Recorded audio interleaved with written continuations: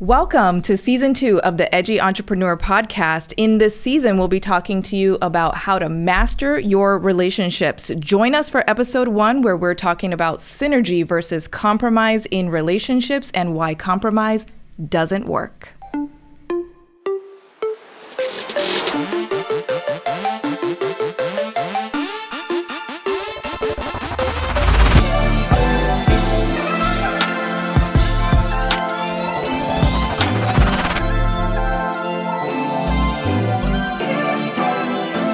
Hey everybody, welcome back to the Edgy Entrepreneur podcast. We completed our season 1 and we're here for season 2. I'm so excited to be here and share this new season with you and this new direction that we have. My name is Daniel Tribby. I am a healthcare provider and a coach for those of you in the healthcare entrepreneurial space. And as always, I'm with my illustrious co-host. I am Coach Oriana Guevara. I'm a personal performance and executive coach and relationship expert. Thanks for being here. We're excited about season 2. Hey, Coach, how we doing? Doing great. Good. Let's talk about how this second season is going to go. We want to give you guys a little brief kind of overlay of what we did in season 1 and then how we're transitioning that to a little bit of a different topic or a different theme for season 2. So take us there. What are we doing? Season 1, we talked a lot about mindset and how mindset is 80% of business success. If you're not focusing on your mindset, you are leaving a very large portion of your business success potential on the table.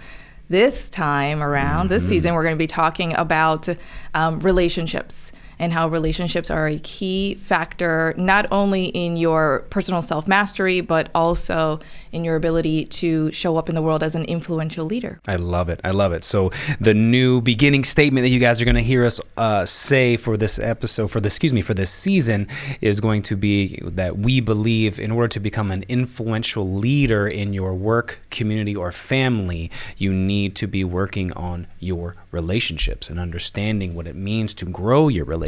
So in our first episode, we're going to jump into this right off the bat, and we're going to talk about this idea of synergy versus compromise, right? A lot of us, I think, have been told growing up that we need to compromise in our relationships, right? You need to compromise. We had to compromise with our siblings. Right. We got to meet in the middle, right? If you're from the South like I am, there's an old song, I think it's by Old Dominion. It's like, you start walking your way, I start walking mine, right? We meet in the middle, right? And this is like the craziest thing to me that we're taught to do, right? Which actually is I think compromise is such a common thing that's taught in families, in school, and in so many different social settings that people are probably thinking like, what the heck is wrong with compromise? Well, we will tell you now. Right. And I think there's two major issues here, right? So what we are always seeking for in our relationships is a win-win, right? So I want you to have what it is that you want, and I want to have what it is that I want, right. And how do we make that happen for each other? And I think the biggest point is to recognize that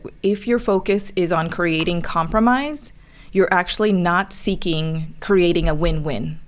Girl, stop. You really aren't, right? It's because true. The intention isn't there. So I'll tell you what the intention is if your goal is compromise. This is gonna shake you up, okay? Mm-hmm. If you're seeking compromise and that's your intention and you're actually coming into a relationship situation, what you're doing is negotiating suffering. Mm-hmm. That is what compromise is, right? It's like, how do we make this fair so that you end up with less, I end up with less, and it actually ends up being a lose situation, not a win-win. Right. That is what you're doing when you're creating compromise in your business relationships, in your romantic relationships, right? Neither party is going to end up getting what they want. That's the point, and that's why this is referred to as negotiating suffering. Definitely setting up a lose-lose or a lose-win, right? I give up something so you can have everything that you want, right? Or you give up something so I can have everything that I want, which means you lose and I win. And then we'll take turns doing that. We'll go back and forth, right? And you're negotiating suffering. We're negotiating who's going to give up the most so that we can have something for the proposed greater good, which I think is a crock of shit. And if my language offends you, then go back to listen to the first season because there's plenty more of it there.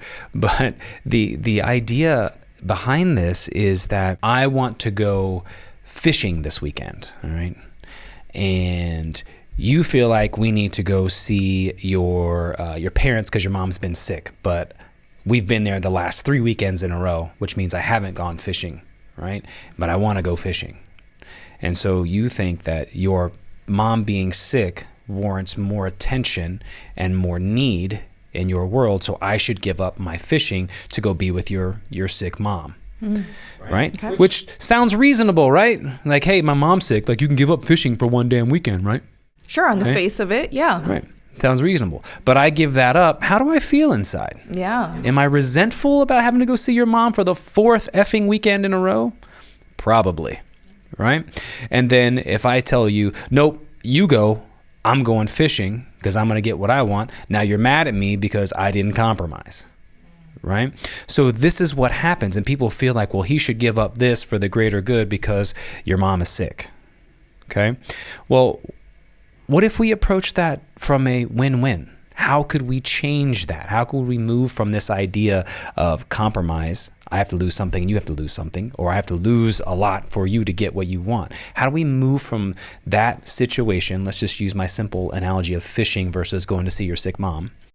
How we move into more of what we call synergy. Synergy is what we're proposing here as opposed to making a compromise. You know, the first thing that I noticed about the scenario that you laid out is that there was no negotiation there. You know, there was no negotiation, no conversation besides this is the greater good and therefore this is what should be done, right? So I would say the first thing to do is move away from the mindset that everything that happens in the relationship needs to be done for the greater good at all times, right? Mm-hmm. And stop dictating what the greater good is. When you're in a relationship, it's very easy to build up resentments when you feel like your partner is actually precluding you or in some way stifling your ability to do what's in the best interest of your own personal care and mental health. If you're expected to give up your self-care, your mental health, your emotional well-being, and doing things that would support that so that I can show up as a better partner for you, when that expectation exists in a relationship, it can really become very destructive. Mm-hmm. You know, try redefining what is the greater good, because it's not in the interest of the greater good at all if one partner is being put in a position to compromise their mental, emotional well-being and self-care. So in the world of synergy is now a win-win. Yeah, okay? And you have to negotiate for that. So why don't, hey, I know your mom's been ill. We need to go spend time with her. How about I throw the fishing rods in the car and we do some research and see if there's a place close by to your mom's. You go do your thing with her. I'm going to go fishing close by and then I'll join you guys afterwards, right? We get to go see your mom. I get to be there to support you, but I also get the things that I need and want. That's not a compromise at that point. This is synergy. This is you getting the things that you need to do to feel fulfilled, and I'm going to support you. And I'm getting the things that I need to feel fulfilled, and you're going to support me. Mm-hmm. This is synergy. It's not compromise. I hope everybody understands the difference between those two. The thing about this is that in relationships, you know, negotiation in and of itself is a very specific communication skill. Very much so. And people people see the value in learning how to negotiate when they work in sales, negotiating for their salary, right? Looking for employment or getting hired onto a new role with a new company or something like that, right? Then all of a sudden it's like, oh, I have to learn how to negotiate, meaning I have to learn this new communication skill. Right. But this is a critical life skill. This is not just a communication skill that you would learn only under certain circumstances or only use in certain circumstances, right? You know, you're going to go shop for a car, all of a sudden, let me learn how to negotiate. No, like negotiation is a communication skill that you should learn because it's something that's going to benefit you in all of your relationships in every single way, right? You think about it, even with your children, right? Everything is a negotiation. You're constantly trying to put yourself in a position, either as a parent, as a partner, as a colleague, as a spouse, as you name it. You're constantly finding yourself in a position where you are trying to negotiate terms, either for business transactions, for desired behavior, for desired outcomes, right? For what path to take in order to reach a goal or a destination. Sure. So if you are feeling like, I don't know how to have these types of conversations where I would just lay it all out on the table, it's worth taking the time to learn the psychology behind it, right? Sure, absolutely. And I think too, this is the problem. You get into relationships to give, not to get. So if you're approaching your relationships as a, what am I getting from this? You're in the wrong spot. You need to be approaching your relationships as, what am I going to give to this? Right? And so what happens is people want to negotiate what they're getting rather than negotiate what they can give. Oh, that's such a great point. I think you need to say that again. So I will. Okay. So get into a relationship to negotiate how you're going to give, not negotiate what the hell you're going to get. Yes, because then you show up very entitled when you do that. Exactly. Yeah. Exactly. So a lot of people say, and I hear this all the time, why can't I just find so-and-so type of person? Or I keep dating these crappy people, or I keep ending up in these bad work positions. I'm like, hey, fucker, it's because that's what's inside of you. You're attracting more of who you are, right? People don't attract what they want. They attract who they are to their circle. So if you want something different for your circle or for your relationships, then you need to figure out where the who is causing you to have the mishaps. Okay, start working on who you are and who you desire to be, and you'll get more of the what it is that you want. Yeah. All right. So stop negotiating your getting and start negotiating your giving. Yeah. How do I fill your cup every day in a relationship versus how are you going to fill mine so I can drink it down? Yeah, that's the beautiful thing about synergy, right? Is that it's each party getting what they want and like working together, right? Collaborating in this really, beautiful dance with one another to figure out, if this is the desired outcome, right? You're each basically just saying, we both want that outcome, but we each want to take a different path to get there, right? Like, how do we merge the path that we take? Right? At what point in time does the path merge? Is it at the beginning? Is it halfway there? Is it at the end? Right? That's all that is figuring out at what point in time, right, your paths are going to merge together to get the same desired outcome. And a lot of times what I find is when I work particularly with couples who are in this conflicted place, or even just in my own life experience, right, I actually find myself taking a pause and going, wait a minute, like, before this continues to escalate, let's just get something clear. Number one, we're on the same team. Right. Right? We're on the same team. And number two, we both want the same thing at the end of the day, right? And so a lot of times what you'll notice is that you're both actually saying the same thing. You're just saying it in a very different way, right? So you want to get to the same outcome. You just are both conflicted on the best route to get there, because again, each person is trying to get their needs met. Everyone is in some way self-centric. Yes, that is absolutely true. And the sooner that you understand that about human nature, the sooner you'll start having better outcomes in your relationships and stop taking things so personally, unnecessarily. Right? But you can start assuming good intent and knowing, okay, my partner is just trying to get their needs met. So am I. Right? There's no harm, no foul in that. Right? It's just a matter of having a communication with one another clearly, right? Laying it out on the table and going, let's just figure out, what's the best way to get to the desired outcome. I actually tell a lot of people that I work with, I tell them that when they're in a conflict with their partner, just pause, right? So that especially when you realize that you're getting reactive, just take a moment, right? And like actually create this as an agreement in your relationship when you are in conflict, and particularly when the conflict is escalating, one or both people are getting reactive. Just pause and look at each other and say, same team. Yeah, I'm glad you brought that up too about the team thing, because I hate it when people say, and we've talked a lot about personal relationships. I want to extend this portion into the business side as well, because this is important, because you hear this phrase a lot, right? The ball's in your court now. Bitch, there's no ball and there's no court and there's no competition. It's not ball is in my court. Let's see if I can score on you. That's not the case. It's hold my hand and let's go do this together. You institute this idea that there's a competition or a contradiction or a conflict that we're facing each other and, oh, now it's your turn. Now it's your turn. We go back and forth. That's not what synergy is. That is exactly what compromise is. Well, you're going to build up so much resentment toward one another. No matter the type of relationship, could be a platonic friendship, business partnership, romantic relationship, whatever it is. the moment that you start moving into the place in any relationship, even toward your child, right? The moment that you have to be right and they have to be wrong, right? Especially in your romantic relationships, you're going to kill any chance of intimacy there, of emotional closeness, of and desire and attraction if you are in a romantic relationship, right? Those things are just going to get killed. The moment that you are in a place where you have decided that being right is more important than coming to an agreement with one another that works to meet both parties' needs, which is synergy. You know, you look at from a work standpoint, right? People are like, oh, well, I can't do my part till you finish yours. Why not come to me and say, hey, in order for me to do the best that I can do in my part, right? Your part is essential to that. How can I help you with your part?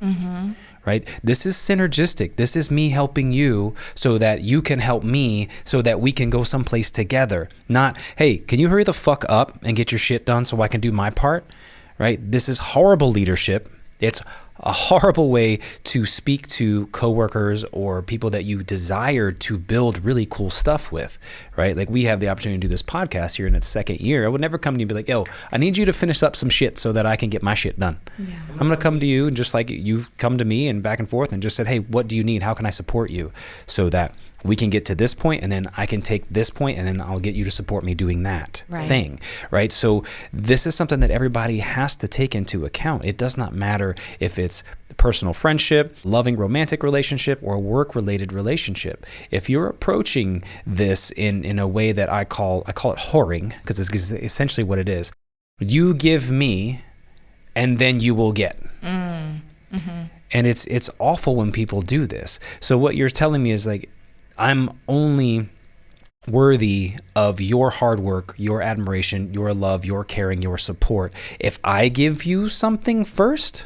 Yeah, those performance-based relationships are very unhappy, and the chances and the likelihood that they will end early is very, very high. It's no different than what you pay for on the street. I'm going to give you $50. You're going to give me a performance. Right. Yeah. It's sad because many people do grow up that way, actually, in their family unit, in their structure with their parents or caregivers, right? It's like you're only, as a child, you only get love, affection, support, affirmation when you get that A. So that type of performance-based action in order to get in exchange for validation, affirmation, love, affection, attention, people carry that on into their adult relationships, and it's very destructive. If you find yourself engaging in something like that, that is going to lead to a relationship breakdown over time, and a lot of resentment and hurt and heartache. So that is something to address if you find yourself in that situation. And I think another point to be made, I guess we call these limiting beliefs, right? The first one we just talked about was whoring, and the second one is the idea that if I give up something, or if I am giving before I'm getting, then I'm weak, right? If I let you into my space, or if I feel like I don't find synergy with you and you don't compromise for me, then I'm weak. It's a fear of vulnerability, and a lack of a willingness to open one's heart. These are things that in relationships, there are very clear factors about a person as an individual that determine their potentiality for success in a relationship. Right? And if your mindset is still in a place where, someone needs to perform for me in order to get my affection or love, if that is where you are at, God bless you, but there's some healing that needs to be done. You're not ready to engage in a relationship. Now, if you do, you're going to learn. Right? And that's one of the greatest things, and honestly, one of the most beautiful things about relationships is, one, we were meant to live in relationship and community. I truly believe that. We were never meant to operate or live or be alone as humans. But also, our relationships are really learning and healing laboratories, where if you have whatever it is that you have not addressed within yourself before you get into a relationship, it is going to show up once you're in it. And once, hopefully you're with a partner who is willing and able and has their heart open to the possibility of engaging in healing work together to whatever extent that can happen. But if not, right, just know that the breakdown, the subsequent breakdown and maybe break up of that relationship is going to be something that hopefully will inspire the healing inside of you, or the seeking of help to heal that needs to happen for you. And I think your lack of desire to do so, whether it's continuing to present yourself in that whoring nature inside of a relationship, or your resistance against changing and healing, right? To me, that limiting belief is based upon the idea that there's a lack of creativity, right? Compromise to me means there's a lack of creativity, right? Synergy is, okay, how do we make this work? Let's get creative. Yeah. Right? How do we give each other a win-win? Right? So if you're staring at your compromises and this is my stance, this is his stance, well, what are we going to give up? There's a lack of creativity there. It's so true. And that's such a limiting belief for you. And it doesn't matter if it's work related. Think about it from a work standpoint, right? Well, this is the way we've always done it. Well, this is the way I've always done it. Okay, well, so you're saying I should compromise on the way that I've always done it and you should compromise on the way that you've always done it? No, why don't we synergistically come up with a new plan and get really creative as to how we make this work together. This opens you up to so much more, right? Everybody's like, well, I need to think outside the box. There's no fucking box. The only box that exists is the one you put yourself into. Yeah. So when you put yourself in that box, there is such a lack of creativity that's going on that you only see the limitations that you've placed on yourself. You gotta stop. You gotta stop. You're seeking to place those same limitations on other people, right? Exactly. Because then it becomes us or me versus them, right? And you've seen that in corporate America a lot, right? If you've ever worked in corporate and you've seen these like siloed systems that show up on different teams and within different departments, and it's like, well, if that department would have done their job correctly, we wouldn't even have to be doing this, correcting this issue or having this problem with this customer, and it's always us versus them in these really siloed corporate structures, right. And again, it goes back to all parties are attempting to get their needs met, but they're doing it in a way that's, again, negotiating suffering, right? Like, how do I influence, persuade, convince you that this is my turn to get my needs met and that you need to give up on something that you want, right? Exactly. Or that you should, for the greater good or for any other justification that I can, that I'm able to convince you of, maybe because you deserve less because of that thing you did a month ago, right? Like, for whatever reason, whatever way I can convince you that this is not the time for you to get your needs met, right? There's no love in that. There's just no love. Zero. And I think people are seeking significance and certainty in their lives at that point, rather than seeking for love, connection, or contribution and growth, right? So give us what are some easy little tips we can do as we round this first episode out? What are some easy tips that people can do to start moving away from compromise and start thinking about synergy? Start listening much more closely and start really sitting in much more empathy and compassion with what it is that you're hearing that the person is telling you that they need or want, that they're trying to get at, right? Like, if you could look at that communication about what they're expressing, of what they need or want here and now, with more empathy and compassion, you could potentially come to a more synergistic solution, right? In the very least, if you can't move yourself to the place of empathy and compassion, in the very least, get to the place where you're implying good intent, right? Like, don't just sit there and imply, like, this person's trying to screw me over, right? The moment that your mind goes there, then you're no longer in a place where you can actually stay synergistic or be synergistic, right? Because now I really am competing. It really is me against you. Foe, you're my foe, you're my enemy, right? Like that kind of thing. And again, if you're trying to get to a desired outcome, you're not going to get there. This is one of the most critical things that I find when I work with couples, especially who are in conflict, is that people tend to have this idea that, like, if I step in, that means that I agree with what they're doing or saying, right? Like, if I lean in, they're going to think I agree, right? And so I have to stay out almost like to show them I'm not okay with this, right? Mm-hmm. And so here's what I want you to see, that when you do that, yes, you're keeping them from getting what they want. And that might make you feel good for a few moments, right? But I want you to also wake up to the idea that you're also not getting what you want, mm-hmm. right? And that's the part that is in most people's blind spot, Absolutely. right? Well, why should I step in? They haven't stepped in. You should step in to the circle in order to get closer to the possibility of you getting what you want. That's another example of whoring, right? I'm waiting for you to give me so that I can then give you. Yeah. Right. So, and my tidbit for you guys is the way you view problems. Okay. People view problems as obstacles, mm-hmm. challenges, right? And what you focus on and the language you use to focus on it greatly determines the outcome. Right? So if I focus on what's missing, if I have a problem, I focus on what's missing, and I use language like, well, I guess it's just not meant to be, or these other self-limiting or self-depreciating types of language and focus, I'm only going to invite more of that shit into my life. If you start viewing your problems, again, whether they're romantic, personal, or work-related relationships, if you view your problems as opportunities, it allows you to step into the creative space and look at somebody in the face and say, okay, we want what? What do we want to achieve? What do we want to get out of this conversation? Okay, you want this. Well, this is what I want. Let's start having a creative conversation about how we both get what we want.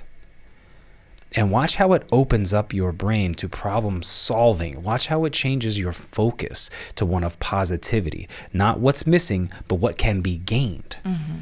And look at the language that you use. Look at your own physiology. Look at your own body and how you hold yourself when you're in a creative state versus one of like, well, fuck, here we go again and have this conversation. Nobody's going to win. We're all going to go home angry, and then tomorrow we'll get up and I'll pay for it for a day. Like, if you use that type of physiology and focus and language in relationship to your compromise or your synergy, you're never going to get anywhere. Start viewing your problems as opportunities for growth, and it will greatly change your approach.